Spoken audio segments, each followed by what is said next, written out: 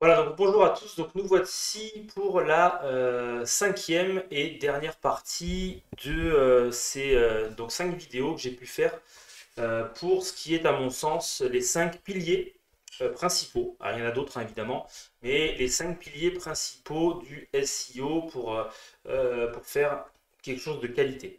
Avant toute chose, on arrive en cette cinquième partie, donc on a vu vraiment tout ce qui sont les éléments on-site. Évidemment, pour le SEO, on prendra en compte après tout ce qui est l'autorité, les backlinks et toutes ces choses-là. Mais moi, je le remarque dans beaucoup de cas avec tous mes clients, la plupart des sites ne respectent déjà pas les 5 piliers. Et si on ne respecte pas les 5 piliers, eh bien forcément, on ne peut pas obtenir du trafic, on ne peut pas obtenir du coup des backlinks et on reste invisible. Voilà, l'objectif est d'être visible. Donc voilà, donc là maintenant, le cinquième pilier, c'est le contenu. Évidemment, alors je vais résumer un petit peu, c'est l'occasion. Donc, première vidéo, on a vu tout ce qui est la requête cible. Donc, qu'est-ce qu'on veut faire, enfin, sur quelle requête on veut sortir. Donc, pensez à regarder cette vidéo. Ensuite, on a vu une deuxième vidéo qui était les métatitres, métadescription. On a vu une troisième vidéo qui est les balises HN, donc sur le site. Et enfin, on a fait une quatrième vidéo pour tout ce qui est optimisation des images. La cinquième vidéo, ça va être le contenu. Alors, le contenu, qu'est-ce que c'est? Tout simplement, le contenu, quand on est sur une page web, c'est le nombre de mots. Et pas que, pas que. C'est à la fois le nombre de mots. Alors, quand vous prenez Yoast ou vous prenez les guidelines, Google, il a besoin de au minimum 300 mots pour comprendre de quoi parle votre page. C'est toujours pareil. Si Google n'arrive pas à comprendre de quoi parle votre page, il ne pourra pas vous classer correctement dans les résultats de recherche. Et encore moins en première page. Donc il y a cette notion de 300 mots. Moi, je vous recommande, dans la mesure du possible, de faire entre 1000 et 1500 mots. Alors vous allez me dire, c'est énorme, des fois dans certains cas on ne peut pas, etc. On peut toujours arriver au moins à 300 mots et dans le cas que je vais vous montrer, dépasser les 1000, 2000 mots. Et ça, c'est important. Alors, quel outil on va se utiliser par rapport à ça? Parce que des fois, on est en panne d'inspiration, on est sur une page, etc. On ne sait pas trop, etc. Donc, le contenu, c'est à la fois un bon choix de HN avec un bon choix de mots-clés, voilà, un bon choix de longue traîne. Donc tout ça, ça c'est à vous avec des outils divers et variés. Avec Google Trends, ça vous permet de savoir un peu si une requête est plus recherchée qu'une autre. Vous pouvez utiliser le planificateur de mots-clés de Google Ads, par exemple, qui est un outil très intéressant pour voir quelles sont les recherches de requêtes globales. Vous avez Answers de public aussi pour tout ce qui est longue traîne. Vous avez le Google Suggest. Par exemple, le Google Suggest, qu'est-ce que c'est? Imaginons, moi je suis sur. Là, on a parlé beaucoup de formation SEO. Vous voyez, si je tape formation SEO, on voit que le Google Suggest me propose plusieurs possibilités. Alors là, j'ai Gap, voilà, bon, ça c'est parce que je suis autour. Romain Pirotte, je ne connais pas. Formation SEO Google, gratuite, Marseille, en ligne, SEO, SEA, Nice. Donc rien que là, Google me suggère des fois, enfin en tout cas des idées de mots sur lesquels je peux partir, etc. en termes de contenu. Et puis, euh, même si on met 1000 mots, Google, ce qui est important, c'est qu'il va regarder la variété du champ lexical.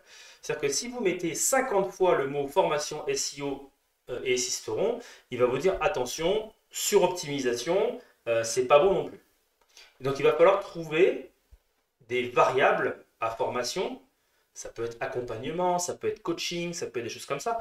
SEO, c'est référencement naturel, c'est être visible sur les moteurs de recherche, c'est Search Engine Optimization. Voilà.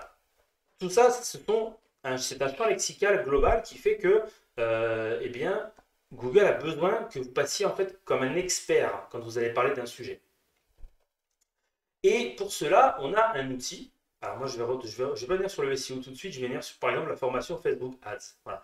Ça, c'est une formation que je vais prochainement arrêter parce qu'en fait, je m'oriente sur d'autres sujets. Mais voilà, une page où vous voyez, alors je reprends sur le contenu, si on prend de petites SEO, Meta and One Click, on a bien un méta-titre qu'il faut, la méta-description qui va bien. On a bien en termes de header, donc ça, reportez-vous à la troisième vidéo. On a bien formation Facebook. Enfin voilà, on a quelque chose qui est très structuré malgré tout. Et en termes de texte, j'ai utilisé, donc j'ai mis du texte, j'ai mis du contenu à plusieurs endroits. Voilà, tout ça, c'est du contenu. Tout ça, ça rentre en compte. Et oui, je ne suis pas allé très très loin.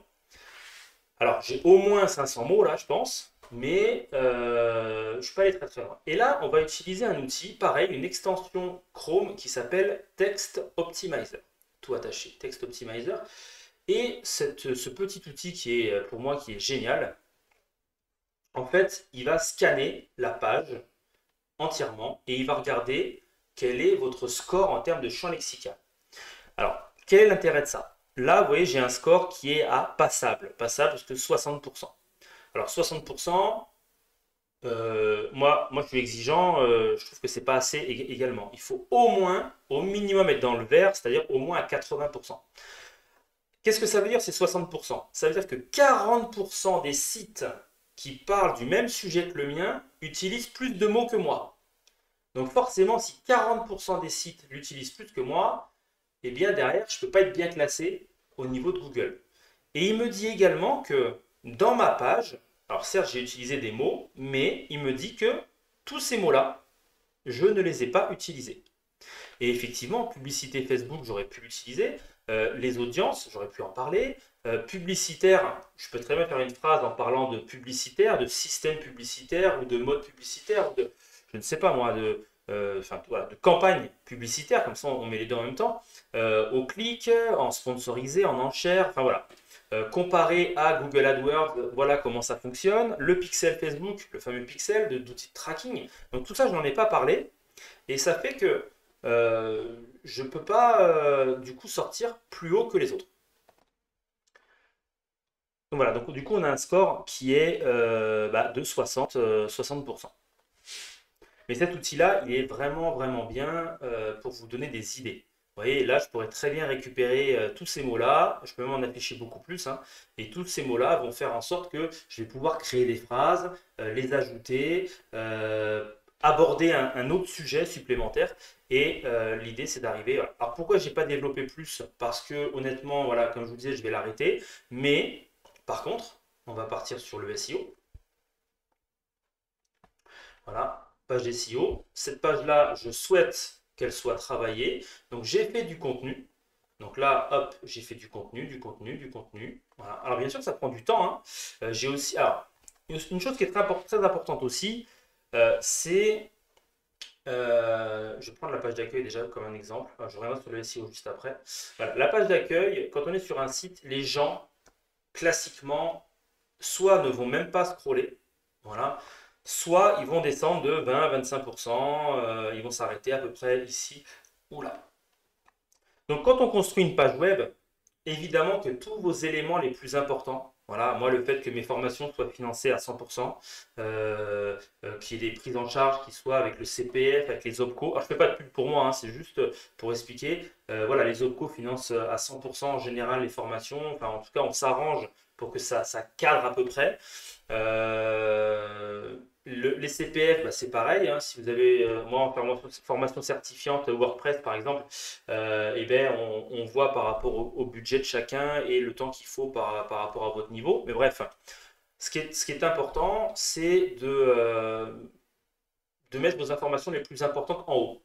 Mais après à partir de 40-50% de la page, on ne s'adresse plus à l'utilisateur, on s'adresse au robot. Donc à partir de là, à partir de mon call to action, j'ai pris le pli de dire je ne m'adresse que au robot.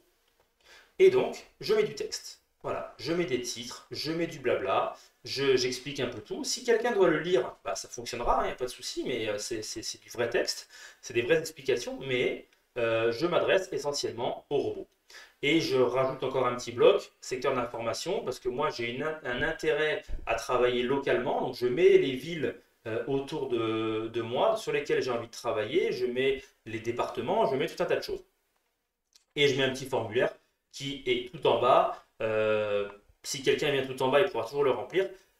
Mais je vous avouerai que c'est pas la meilleure des façons. Là, c'est plutôt de l'UX de le mettre tout en bas. Mais moi, ça me convient à mon niveau.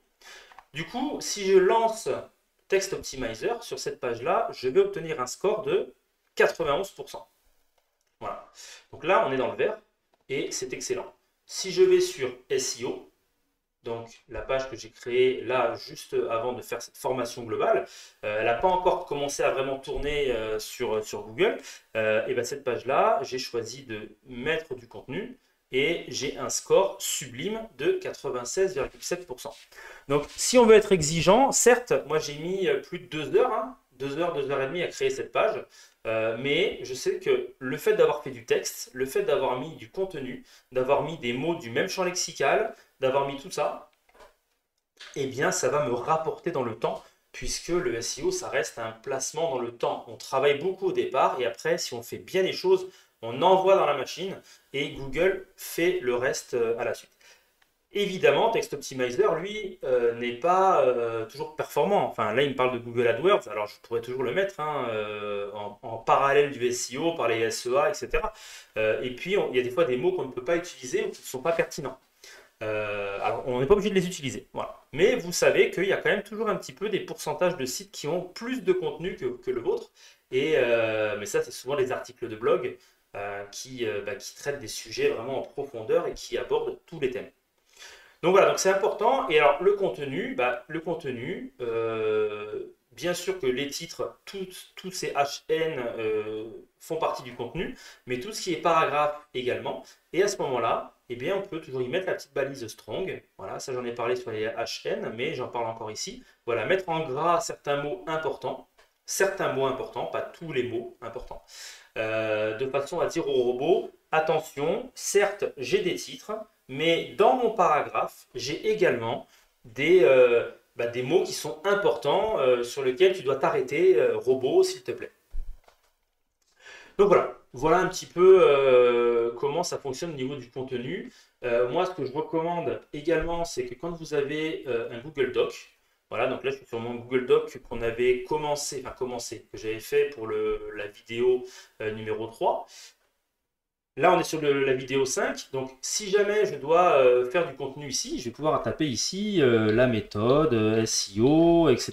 Blablabla. OK. Ce qui est important, c'est d'avoir dans les premiers paragraphes la requête cible. Encore une fois, on est toujours sur cette requête cible, ce qui est très important. Et donc, on va mettre du texte. Et imaginons, je ne sais pas ce que ça vaut par rapport à Internet.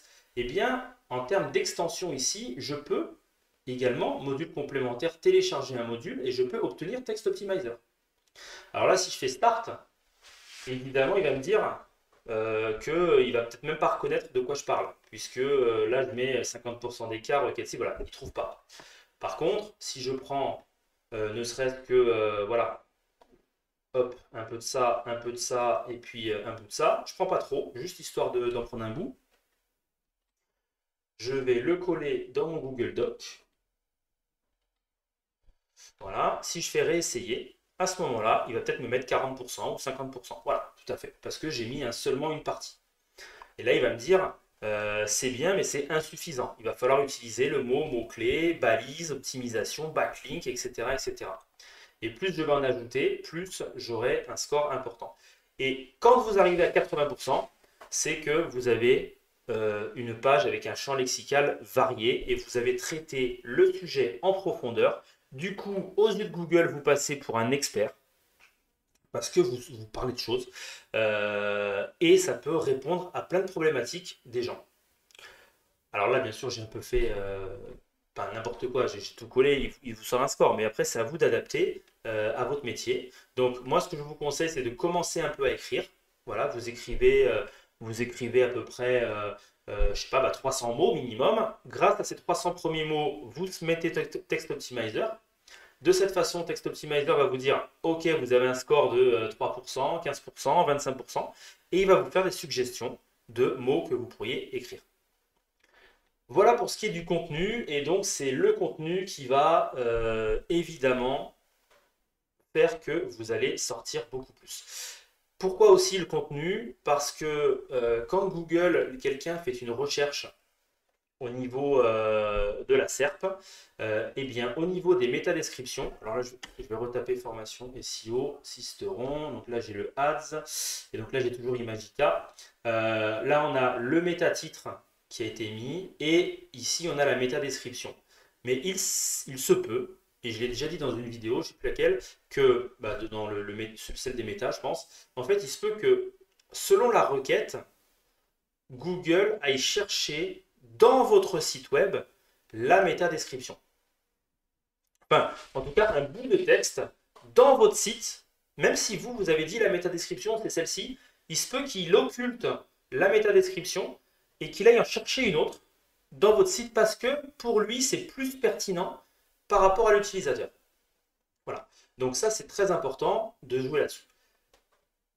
Et enfin, alors ça pourra faire peut-être l'objet d'une autre petite vidéo, c'est pas prévu encore, mais le Google My Business, hein, le fiche d'établissement qui reste quelque chose d'obligatoire, même si vous n'avez pas de magasin physique. Voilà, du moment que vous avez une adresse postale, vous devez créer un Google My Business. Voilà, donc, je vais vous montrer Google My Business, je vais taper chercher un pro formation comme ceci.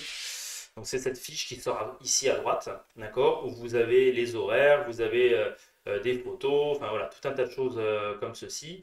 On peut y mettre des posts. Enfin, bon, je ne fais pas un cours sur ça, c'est pas le but, mais en tout cas, vous avez intérêt à remplir cette fiche, obtenir des avis, le plus d'avis possible, de façon à tout simplement remonter dans la map, puisque faut savoir que localement, My Business c'est hyper important.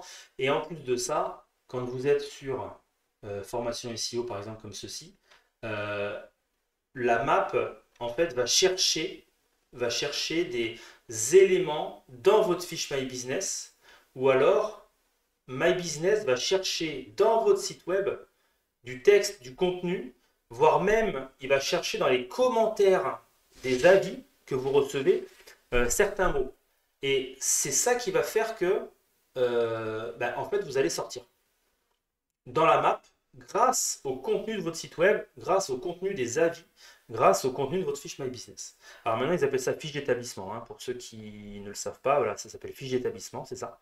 Mais voilà, c'était une petite aparté. J'en profite en clôture des 5 piliers. Voilà, donc j'espère que l'ensemble de ces... Enfin, si vous avez vu que celle-ci, j'espère qu'elle vous a plu.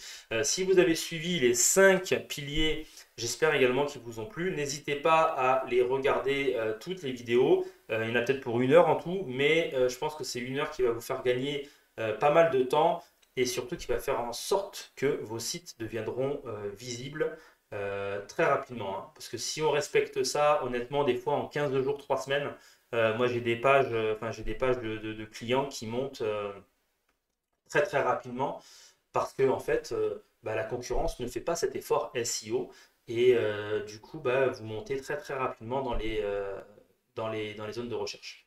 Voilà. Merci, et puis si vous avez des commentaires ou quoi que ce soit, des questions, n'hésitez pas à les mettre dans les commentaires et puis de mettre un petit j'aime, ça fait toujours plaisir. À bientôt.